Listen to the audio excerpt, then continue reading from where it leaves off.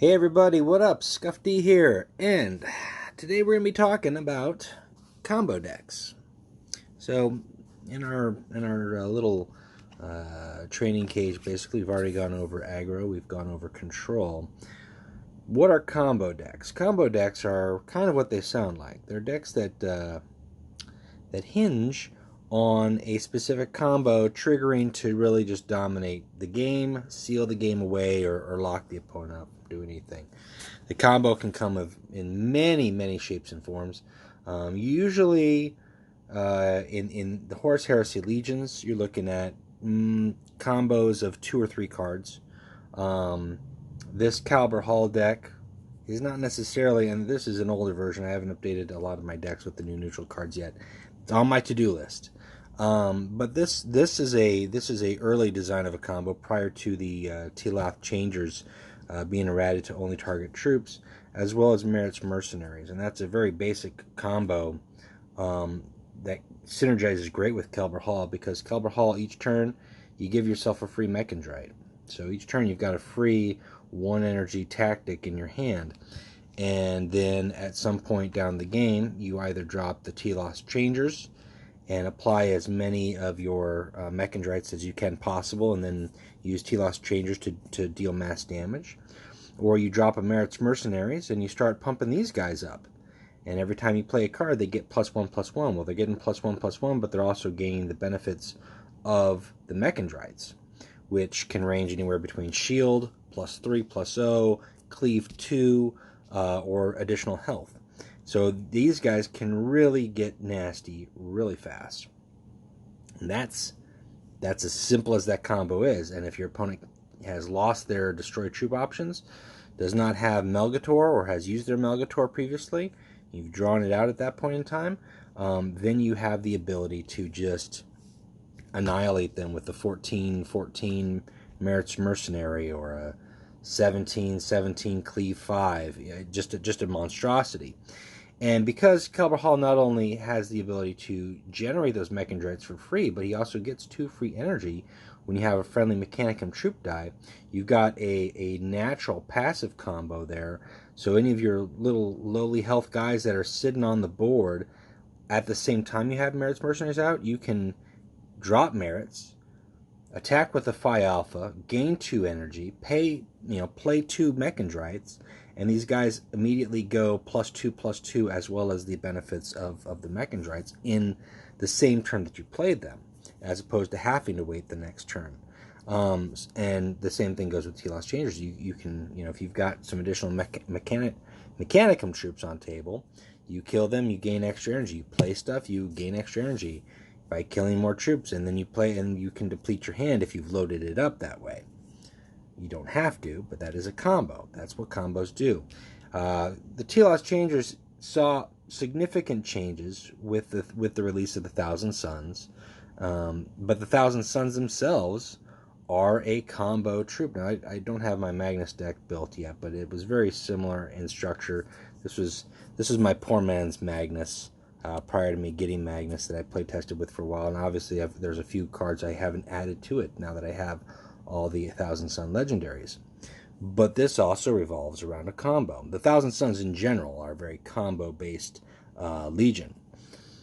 Assyrian Dreadnought has been changed, but he still combos. He deals 1 damage to a random enemy when you play a Psychic Power, and Uthazar gives your Psychic Powers Reflection. So between Psychic Lash having Reflection, as well as Witchfire, repeat Witchfire, comboing with these 2 guys, you can deal massive damage, either repeating the use of Witchfire 2 to 3 times to deal 6 to 15 damage, or with Assyrian Dreadnought and Psychic Lash, playing that maybe 6 or 7 times, dealing 6 to 18 damage to a random enemy, as well as an additional 6 damage from the Assyrian Dreadnought.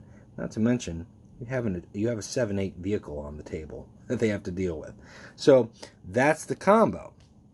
Now, this has been tweaked and revised. If you have the Magnus build, it's got different cards in here. Prosper and Lore is of little use now, And there's some other cards here that I'd like to include. I think I've got Pen Through Dust, but now I've also got the Izika Ore, which is a great defensive combo. And that's more in terms of just locking your opponent out of options. Izika Ore, rally, give precognition to your units until next turn, and then using that with these wonderful guys here, the Ankhet set, to return them back to your hand, do it again, or if I don't have an Ankhet set, maybe I'll just use a Warp Portal, bring him back to my hand, and reduce his cost by 2. So I can do it again the next turn, and the next turn, giving myself 2 or 3 turns where the opponent has no way to physically attack me, and then that just gives me, it frustrates them, and B, it gives me superiority in terms of I've got the cards I want to have on table untouched, and I'm ready to go into whatever next combo mode it is. Whether that is, following up with a Bellicith Azor and steamrolling with all the built-up Psycho Energy, or maybe it's just a matter of your Magnus, dropping back with Mechador Cabal, building a wall, and just mass spamming with his damage, either his Reckoning or his non-Reckoning damage, as it are. So that's a combo. That's more of a long game combo. You've got your long game combo that you build towards, and it's very easy to, because each of the Thousand Sun Warlords give you 2 Psycho Energy. If you build that way and you aim for that combo, you let that Psycho Energy pool up, you know exactly what that's for. You then just have to look at, how do you put the combo together? What are combos within your deck that you want to see 90% of the time? Not like, oh, a lucky chance, I'm so glad when this happens. This is, it's great. Look, I happen to draw this card the same time I drew that card. You want that if it's that powerful and if it's that potent. And more importantly, for combo legions such as the Thousand Suns, it's very important that you get those in order to close, because they don't have a single closer themselves in the same way that the Emperor's Children or the Sons of Horus do with their Spirit of Vengeance and Vengeful Spirit and Pride of the Emperor. I always get Spirit of Vengeance. I don't know where I'm getting Ghost Rider from, but I'm channeling that somehow. So how do you maximize the combo? Well, you have to take a look at the pieces. We'll take a look at the Barb and Falk deck. And again, I've been running this for 2 months. This is month 2, I should say. This is month 2 with the Barb and Falk. And I'm actually just going to put the deck list over here. Too many buttons. Too many buttons. Here we go. So, this is, we'll see. With the changes to Firewalkers, I might be taking out these Sekutari Peltasts. I don't know. I like them, though. They're good. But this is a combo deck. In a way, it's kind of a mid-range with some of the various direct damage that it can answer decks with, but its core mechanic, its winning mechanic, the thing that wins games fast and furious, is the combo that centers around the Tyranthikos Veterans, Barb and Falk's ability, which deals 1 damage to them and gives them +2/+0, which, if you're counting, makes these guys on your turn a 9/4. They gain 2 for themselves and they lose 1 health. They lose 1 health from Falk and they gain 2 from themselves and 2 from Falk. And then slapping on Harsh Discipline. That's a 3-card combo. It's 3 cards. You now give these guys Bloodthirst. They're now an 11/3 with Bloodthirst. They attack for 11. They take damage, they're still alive, then they attack for 13. That's 24 damage in 2-card combo. However, you got to get these guys to survive, right? I mean, if they're on the table, how do you get them to survive? How do you get them to not be targeted by direct damage or return to your hand by Ambassador Melgator? Do you gamble? Don't you gamble? The final piece of it, making it a 3-card combo, and we're not counting the Warlord because the Warlord is just a natural he's given there, is Escape Vent. Now, Escape Vent is not always required. However, it does massively increase the odds of your combo happening. If you've got Tyranthikos Veterans, you've got Escape Vent, you've got Harsh Discipline in your hand, odds are very high that you're going to get that combo to work unless your opponent has some random damage or some stealth removal, or if they're Night Lords and they happen to play Nostromo. And for some reason, they're not running that lately, or at least the players I've run into are not. Please run Nostromo. So, that's the combo for this deck. I need those pieces. How do I get those pieces in my hand? Well, thankfully, I've got Lectitio Divinatus, which lets me draw cards. Card drawing is always a good thing. Card drawing, for any combo deck that requires 2 or more cards, you're going to want to have the options to draw cards. Whether that's from a warlord who lets you draw cards, such as Horus, or from troops who offer you card draws on rally effects. The Thousand Suns have got a couple cards. We can play Psychic Energy to draw cards. Lectitio is cheap, it's affordable, and it gets me 2 cards. It increases my odds. The Iron Warriors also have got Rhino 7/7 out of 235, which at the end of my turn draws an Astartes from my deck. Now to maximize this, for this specific combo, and there are various Falk builds, and I might do one down the road with more than one type of Astartes, but to maximize this, the Tyranthikos Veteran is the only Astartes that's in my deck. That's it. So if I get a Rhino out, I'm going to get a Tyranthikos at the end of my turn, automatically in my hand. The benefit of this, in this particular build, is not only am I getting him, but that also decreases the chances of me drawing him on my turn. Now, I could still draw the second Tyranthikos on my turn, but it's one less card in my deck, which increases the odds of me drawing whatever other pieces that I need. In addition to that, you also have the cards that you start in your hand. So, you know, if you are going for a combo and you see one of those pieces in your hand, keep it. Keep it. Don't mulligan that off. So in the same way with, let's take a look at the Kelber Hall combo. Kelber Hall, now his combo is a little bit more late game, right? You've got Merit's Mercenaries, they're a 6 draw. They're a 6 draw. So you don't necessarily need to keep these guys in your hand, but you do need to make sure that you've got plenty of Mechandrites in your hand. And that's why through the course of the entire game, you're using his ability to create Mechandrites. You don't attack with Kelber Hall because you're building up for the combo. In the same way that the Thousand Suns passively create that Psyker energy for your Psyker combos down the road, Kelber Hall uses his ability to draw that in. You're building up for it, and then you know once those pieces are in place, whether that's the Merit's Mercenary, the Telos Changers, several of your the Mechanicum troops are on the board. Whenever you feel comfortable at that point that you're good to go, throw them down.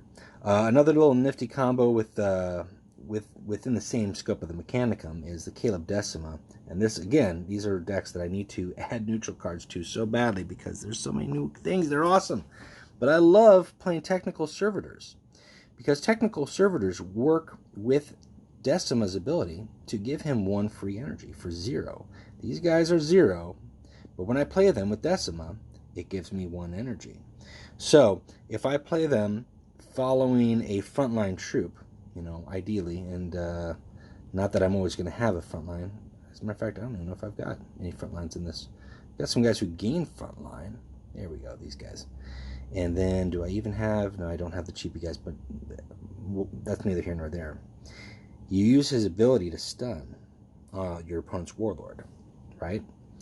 Depending on what their warlord is, then you play Technical Servitor, because you can still play them for 0. Now you've got a troop on the board that your opponent might not necessarily be able to do anything about because their warlord is stunned. And the next turn, or turn 2 if it were, you can use the Technical Servitors to bring out your vehicles for 2 less.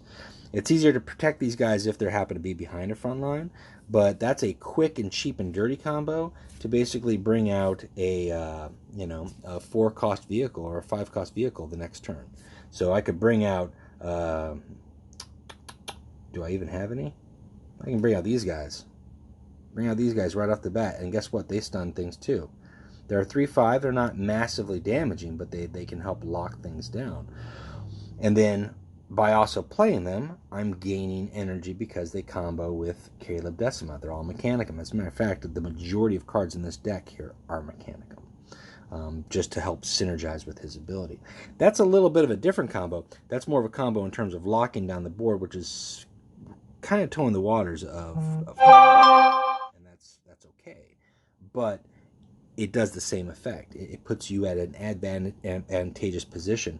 Ultimately, Decima's endgame, you've got Doombringer, and you've got a board full of Mechanicum pumped up troops, which these troops here are all going to be seeing some changes because we've got some wonderful new Mechanicum troops to add to the mix. But we pump them up. We've got a Warlord that's stunned, and then they have to deal with the forces of Mars, basically. So it's a different style, it's a different build, but it all combos together. Falk is much more of a straightforward, I do damage. Kelber Hall is my combo involves building up a massive troop and destroying you if you don't have an answer for it. The Thousand Suns, their combo is massive direct damage late game from a pool of energy that they built up, or that you've allowed them to build up, because if you push them, this is now we're talking about how do you break combos, then you force them to kind of sacrifice parts of their combo in order to stay on par with you. So how do you fight a combo deck? Well, first off, and most importantly, is you have to recognize what the combo is. What is the combo? Each Warlord has got something going for it that just, by their nature, by their ability, as well as by their Legion card pool, they've got something that makes them just ferocious.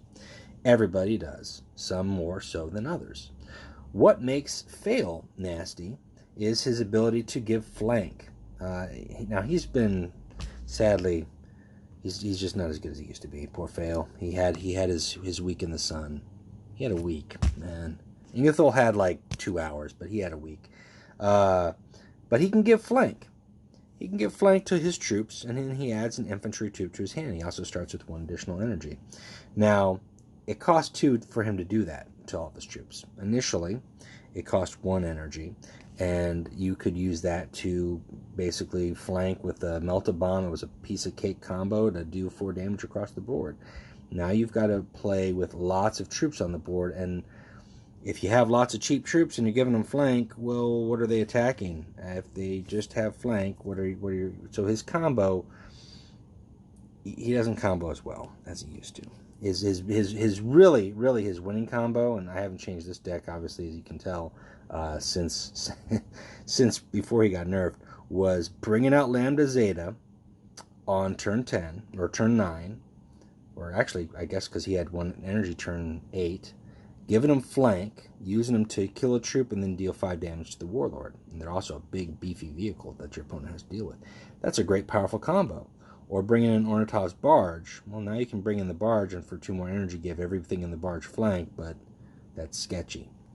Lernia Hydra, bring it in. Opponent's tactics cost more, give it flank. Sure, you can do that for 10 energy. But maybe, it was just a good thing at one point to be able to give these guys flank. And now you're talking, 5 plus 2, you're talking 7 energy to do 4 damage across the board. Duke Mortisher used to be a 9 energy. Drop him, you could give him flank, he could use his ability and return something to hand. You can't do that anymore. That's going to cost you 10 energy. It's doable, it's not strong. His combo massively got weakened. If you recognize combos that we've already talked about, let's go back into the decks. Kelber Hall, for instance. How do you break his combo? How do you break Kelber Hall's combo? He can naturally bring up Mechindrites into his hand. Well, the most important thing is to not let him get troops on the table, because the troops are integral for several different purposes. Number 1, they are free energy for him on his turn. If you don't destroy them on your turn, he can destroy them on his turn and still gain 2 energy and play more troops. Secondly, if he doesn't have troops on the table, he can't put any Mechindrites down. That's the biggest thing. Mechindrites only go on infantry or Astartes. They can't work on vehicles. They can't work on demons. So Telos Changers, they still need a troop out there. They still need an infantry in order for it to work. If you can keep his Mechanicum bodies at bay, he can't put those down. And at some point, he has to weigh the consequences. I've got a 10-card hand, but if 7 of those cards are Mechindrites, I might want to stop generating Mechindrites so I don't overdraw and stop myself from being able to draw regular cards. If you've ever played a Kelber Hallbot and just played around with it, you can easily force a Kelber Hallbot into that mode where it has 10 cards in hand. All 10 of them are Mechandrites. It's not drawing any new cards from this deck because those get discarded, and it has nothing to put those Mechandrites on. You can force a player to keep out of that situation, which means that then they have to play their cards ahead of the game. And obviously, if you see Merit's Mercenaries, or you know that they're playing Kelber Hall and they're building up those Mechandrites, then you prepare yourself. You hang on to a Troop Destroy card, or a Stun, or a Jam. You know, you keep those tools that you know are going to be useful in that specific match, this specific combo, against it. How do you deal with the Thousand Suns? You force them to deal with you. The biggest thing that Thousand Suns have is they've got that massive energy pool. They've got 8 energy, 10 energy normal in the late game, but then they also got whatever they've built up from their Psyker energy. But if you're putting down big cards that are requiring them to blow out their Ashen Blow, or or they've got an Astral Warfare and they have to use that, that's depleting a lot of Psyker energy. That's depleting. This right here is the chance for them to use Witchfire twice, or the Psychic Lash 2 to 3 times, depending on how much else they've got left in the tank. The same thing goes for Ashen Blow. You're taking pieces away from their combo. They're still going to build that stuff up naturally, because that's just the nature of what they are, but you're forcing them to do other things with them. If you ignore that pool and you don't give them targets to throw out, then what you're doing is you're just letting them amass the power that they need. You have to put the pressure on. You don't have time in that situation. Now, they've got lots of stall ways about it in terms of, throwing out Frontline, or the Mechatur Cabal, which, with the change to the Psyker Shield, I mean, that might not be as useful. It's very useful for Magnus, but not necessarily for Armament. But they've got some ways to stall things out if they need to, but they're defensive. They're offensive tools they don't want to use on your troops if they don't have to. They'd much rather use them on your Warlord at the end of the game. So if you force them to, play on your troops, you take those pieces away. If they have to blow, let's say they've got 2 Witchfires, and you've really put them into the corner where they have to use both those Witchfires, then one of 2 things. Either A, they are not going to be able to use Belek Uthazar to maximum potential, or B, you have to hope that they don't have Book of Magnus and that they're not able to get those back, because that's the only way they're going to get those cards back into their hand. At that point, you've broken that particular combo. If you've seen that, and you've seen those cards go away, that combo is gone. If you see them play an Octo and they've got troops on the board, that Octo is gone. It's not coming back. It's the same thing with, Pride of the Emperor, Armor of Mars. You want to see that go away. It's not necessarily a combo, but it's an integral piece to their end game plan, because they can play Octo, that's 8 damage, and then still have their Psyker energy to play however many Psyker abilities that they want to play, dealing damage to you as well. So you just have to recognize the pieces of the combo. You have to recognize how to break it. Warlords that combo naturally. Garrow combos with himself, basically. He combos with every troop that you put down. How do you break Garrow? Well, there's only one way really to break Garrow. Well, there's 2 ways, but one is really mostly common to everybody, and that's stun. You can stun Garrow. Or you can apply Can Attack if you're a Night Lords player. And that's only going to delay the inevitable, but you can break his momentum. If he's got 3 or 4 cards in hand and you know where you're at health-wise, if you're able to stun him or lock him into Can Attack mode, he can't use those cards in hand. He can throw them down, but he's going to lose any chance of using that as an offensive advantage. And then you've broken that, or you force him to hold on to those, eat whatever that you're going to throw at him next turn, and hopefully stay at and above his range. Here's another good combo here. I mean, you just really have to know the combos, and these are not everybody. Again, I'm missing 4 Warlords here now, and Leman Russ is hot and new and trending. And I'll tell you what, this guy, I think he's got combo potential written all over him. I think he's a good mid-range. Just in general, I've always thought that his ability goes both offensive and defensive very well. But with his new ability, giving him Pack Can Act again, that's just a natural combo with troops that flank, troops that are fast, and his cheap cost Space Wolf guys. You know, having these guys come out and giving him more opportunity to attacks. What are these guys? The Varangi Vets. You know, synergy, but it's also combo. But is it devastating combo? Not in the same shape and form that it's, 24 damage in one go or in 2 attacks. But if he can attack 2 or 3 times in a turn at 3 damage, then he's doing 9 damage, 6 to 9 damage. So yes, it can be devastating. Another combo, kind of speaking of multiple attacks and massive damage, good old Nassau. Now this one is a little harder to do, and I don't know if I built the deck around this one just yet. No, I took this one down.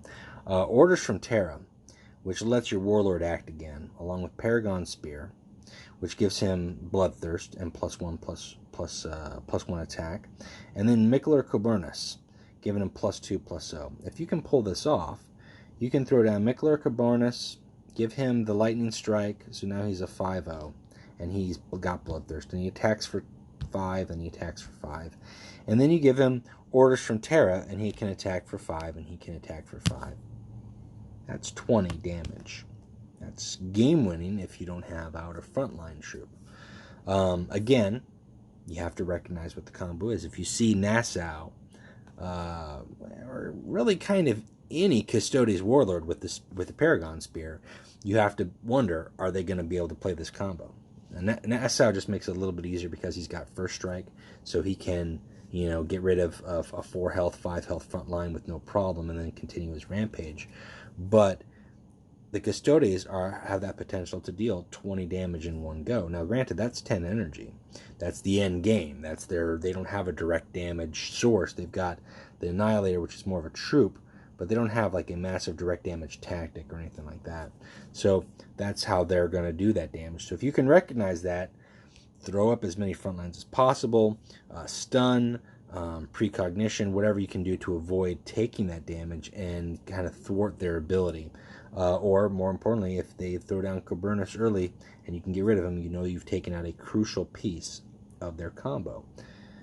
A lot of this, in terms of nature talking combos, requires knowledge. It requires knowledge of the card pool. It requires knowledge of the game, how cards work together. And it requires extensive play. Combos are always evolving. That's the one thing with combo. Aggro is very straightforward. Does damage, slap it in aggro. Does it do more damage than the other card? Slap it and replace it for that. Is it quicker? Is it easier to play? You make those calls. Control is a little bit harder to see in terms of how it works, because it doesn't do damage necessarily. But if you have things all locking together, whether it's to stun, to lock down your opponent's ability to play cards, or whatever the case, if you have those all overlapping, they build a massive wall effect. With combo, it's kind of the same, but you have to look at all the pieces that are available to you. And as more cards continue to be added to the game, neutral cards especially, more combinations become possible. I mean, we haven't taken a look at a lot of these new cards here just to see what they can do with the combos that we've already talked about. But Secretary Axiarch, we've got an infantry here who's got Survivor, and he's a Mechanicum troop. Now, he may not necessarily be the best thing for a Caliber Hall because he can't just die off right away. However, he is an infantry, so you can put your Mechandrites on him. He's easy to play, and he gives natural buff to friendly infantry. You've got the Peltas, which again, these guys I think just go work in anything. They deal damage and they stun, which that can work for like any build. I don't care who you say you are. Vorax, these guys work. They've got Bloodthirst. They've got Flank. Okay, when they're a vehicle. Okay, well, things that work with vehicles. Okay, Drager can make vehicles work. Or Iron Warriors, if you give them oh gosh, what the hell is that? What is that effect? What is that effect there? There it is, Logos. If you give them Logos, you can put those guys out as a 4/4 with Flank and Bloodthirst. But then also to go with that, we just talked about Lehman Russ. You bring him out and you flank with him and you use him twice. You can use Lehman Russ twice too. These are neutral cards. They can go in any deck. I could use these in the same way. For Garrow, works just the same. Aside that Garrow only gets 1 attack as opposed to 2, but he also has a ability. He's got a guy out here helping him out, getting rid of troops that maybe he doesn't want to have to deal with. So, every time they add new cards to the game, new combinations are created. And it takes time, it takes play, it takes practice to recognize what a combo is, how much potential it has, and how effective is it at happening. Those are really the deciding factors in terms of is it good or not. Now, there's some great combos like Eta Kappa. I've seen people play Eta Kappa with Mortarion. And think about that. He's 6 cost with a beefy 8/7 vehicle. Can't be bounced by Melgator. Can't be destroyed by a crack grenade for 6. That's pretty staggy. At the end of your turn, you stun this troop if it's the only one you control. Okay, so your opponent keeps him at the only troop. Well, if you're Mortarion's ability allows you to remove stun. So you can remove stun on him on your turn, and you have an 8/7.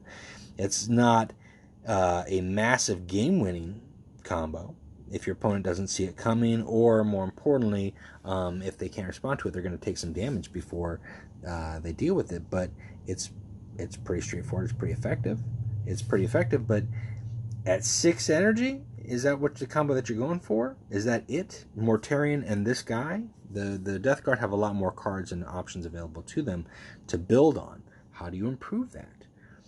Can you find a way? I don't think there's any currently cards in the Death Guard, and I don't think there's too many cards in the game in general that allow you to draw random vehicles or specific vehicles.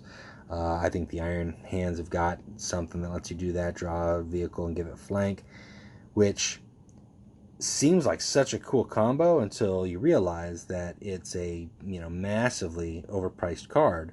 For 8 energy at that point, you better be playing an 8, 9, or 10 vehicle cost. And if that's the case, then you've got these guys in your deck, and that's beefy. What if you draw them before you draw your Thunderhawk? Now that combo is completely worthless.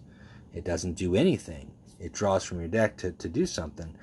So is it a combo? Sure. I mean, you can bring out Thunderhawk and drop Atlas Astra, destroy a random enemy troop, give him shield 9/10. I can give him flank and attack right away. That's cool. All right, that's powerful. And it locks a board down. But it's hard to do. And it's not going to happen every game. And it's very easy to break. If I draw Atlas before I draw that Thunderhawk, I now have to play Atlas at 10 energy. I don't have a choice. And when I get Thunderhawk, unless I have other cheap vehicles, I've got a worthless card in my hand. And if I have cheap vehicles, I'm paying 8 energy to bring out a 6 energy, then, God, that's a waste. That's a waste. So it's not a good combo. Whereas Caliber Hall, 1,000 Suns, Falk, none of those cost you anything. You have those pieces, you just have to keep them all together. They all work within the same turn. They all work over themselves very, very well. Raven Guard work wonders with Sentenced. Sentenced is a great combo damage effect. You have to build it up. You have to be able to apply Sentenced. But if you can give 2 or 3 effects of Sentenced out there and deal damage from 2 or 3 sources, you can quickly drop your opponent's health, but you have to build those pieces. But naturally, through the course of playing a Raven Guard deck built around all the Sentenced effects, and cards like Solaris Squad dealing random damage, maybe throwing out some sneak attacks, some flanks, you've got the ability to maximize that, to throw things out there and ping and hurt your opponent, and it's a combo. You can get little from it. You can get a lot from it, depending on how they stack. I mean, if you've got 2 more Dathans, you've got yourself 8 energy given. Like, that's an automatic, unless your opponent is able to get rid of them out of stealth or stun them somehow. You've got an automatic 8 damage on your opponent's Warlord or a troop as needed. In addition to that, with Korax, you've got the ability to go into stealth, use his ability, deal damage, go into stealth. So there's combo potential there. within the Raven Guard. But you have to know what the pieces are. You have to know what works. Is it better to play a Numa squad, or is it better to play a Corvaden squad? Well, Corvaden squad's seen some better days. If you ask me, I think Numa squad is just the better way to go. You can start out with them from the turn. They stay stealth, and you can give sentence to every turn. Your opponent has to deal with them in some sort of pesky way. Corvaden squad, you can basically use them one time. They attack. They give sentence to one. Does it stack? Sure. Does it? Sure. But you know what? These guys might be a little bit easier to do. They've got a little bit bigger health. They've got bigger attack. They're more susceptible. They're not stealth, but they're a decent target to draw heat off of your warlord. And if your opponent doesn't get rid of them, they're putting sentence 2 on your opponent's warlord. So you just have to take a look at the pieces. What works best, what doesn't work so great, and make those decisions. And then keep an eye on what your opponents are playing. See what they play. If you get surprised by something, make a mental note of it. Make a mental note and say, "Oh, that was an interesting play. I did not realize that was possible." Maybe it's not possible. Maybe sometimes the game does have some bugs and some issues, but most of those combos exist out there, and they can be built around and exploited very easily and surprise people who aren't expecting them. The first time you get hit for 20 damage from Nassau with an Orders from Terra, you'll be surprised. But if you know that it's coming, or that you've seen it happen and you made a mental note of it, then you'll know for the next time and every time after that you face them. Is it hard to do for the Custodes? It is. It requires 2 legendaries. It also requires them to draw cards, which, as a natural legion with Sentinel, they don't draw cards the easiest. So it's not a given that it's going to happen every game, but it can happen. It can happen. So that's combos. That's combos in a nutshell. And I mean, it's a lot, because there are so many different kinds. They come in all shapes and forms, and they ultimately have one basic effect, which is 2 or more cards working together to either win the game or put you at such an advantage that you will be on the path to victory. And that's what a combo is. You fight combos by knowing what pieces that they need and trying your best to take them away. If they put down a troop early that they need for a combo and you get rid of that troop, they have lost a crucial piece to that combo. At least one piece. They might be able to have a second copy, but maybe it's a legendary and then they don't have it at all. Or if you've stalled them from the turn from that they would want to use it, you've bought yourself time to build up a board, defenses, frontline, whatever it is, that is hopefully the opposite of what they want to have in the ideal situation. I mean, Thousand Suns can do a lot of damage, but if you've got massive amounts of troops on your board, that random damage effect with Psychic Lash and Assyrian Dreadnought is not going to have as much impact as if it was just your lone warlord. So you have to recognize what the combo is. You have to take the pieces away from them as best as you possibly can, put pressure on them to use those pieces not to the full extent, or to use other things rather than setting up the pieces for their combo. And then you hope that you get your stuff before you get theirs. And that's, I hate to throw that out there, but that's every game. Every game, you hope that you get your cards before they get theirs. But combo is most important, because once they get theirs, especially if it's a very powerful, not necessarily unstoppable combo, but there are just some combos that are harder to break than others. Cards that are stealthed, cards that are just play from hand and they do an effect. The Uthazar and Witchfire, you can play that the same turn and do 6 to 15 damage in one turn. You don't have a way around that. You don't have an answer to that if they built up the energy pool. So that's just the nature of it. That's what they are.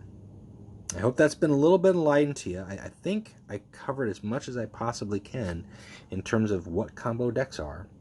How do you recognize a combo? How do you fight a combo? And also, I mean, giving you some tips and insight in terms of how do you identify if a combo is worthwhile or not. Because there are you could look at some great cards out here. I mean, geez, the demons or the world eaters, they've got some great bloodthirst abilities. You're like, wow, this just seems like a great card. But in the course of the rest of their card pool, as well as with their warlords, how likely are you to be able to play that card? How likely are you able to play that card to maximum effect? Maybe not so much. Maybe it's not a good combo to build around. So that is it for me, guys. I hope that has been insightful. I hope it's been a learning experience for you. And, gosh, I don't know what to talk about next. I mean, we might talk about mid-range. We talked about aggro, control, combo. I think mid-range is the last one to go. And then I'll look into some other topics that we can kind of talk about within the course of the game itself and the natural elements of gameplay and thought and battle strategy. Trying just to kind of continue the training cage and make it interesting, make it worthwhile, make it right there. I'm having fun doing this today. Fun. So that's it for me, guys. Thanks for tuning in, and we'll catch you next time. Keep playing League. All right, that wraps it up for me. If you liked what you saw, feel free to like and subscribe. Add any comments below. And if you think the video might be useful or the series might be useful, feel free to share that with other players that you know as well. And we'll talk to you later.